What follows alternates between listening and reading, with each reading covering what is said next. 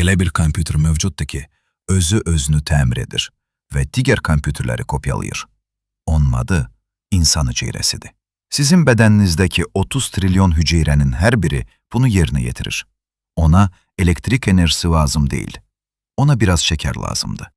Muasir elm kiçik bir qəhrəmanlıq edərək hüceyrənin içindəki kodu tapmış və hüceyrədə olan 3 milyard hərfi oxuya bilmişdi. Amma məsələ bundadır ki, hərfləri oxumaq hələ dili başa düşmək demək deyil. Biz sözlərin necə yazıldığını bilirik, lakin bu sistemin sintaksisi, strukturu və məntiqi operatorları haqda demək olar ki, heç nə bilmirik. Biz hüceyrənin əməliyyat sisteminin necə işlədiyini anlamırıq. Bu sanki Arximet adlı qədim alimin Windows sisteminin mənbə kodunu tapıb oxumasına, amma heç nə başa düşməməsinə bənzəyir. Adi kompüterdə proqram təminatı aparat hissəsindən ayrıdır.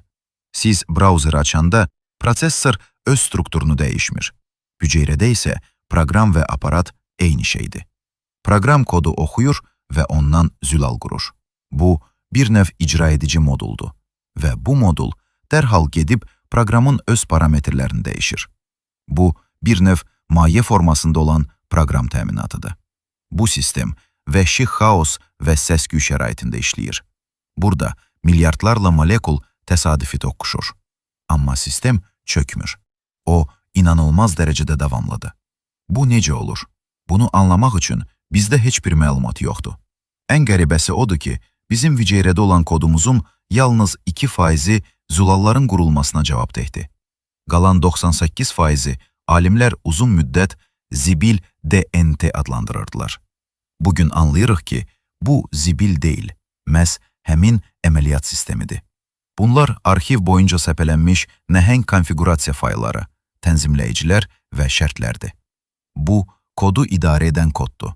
Biz sistemdən keçən məlumatları, yaddaş fayllarını görürük, amma onları idarə edən məntiqi sxemi görmürük.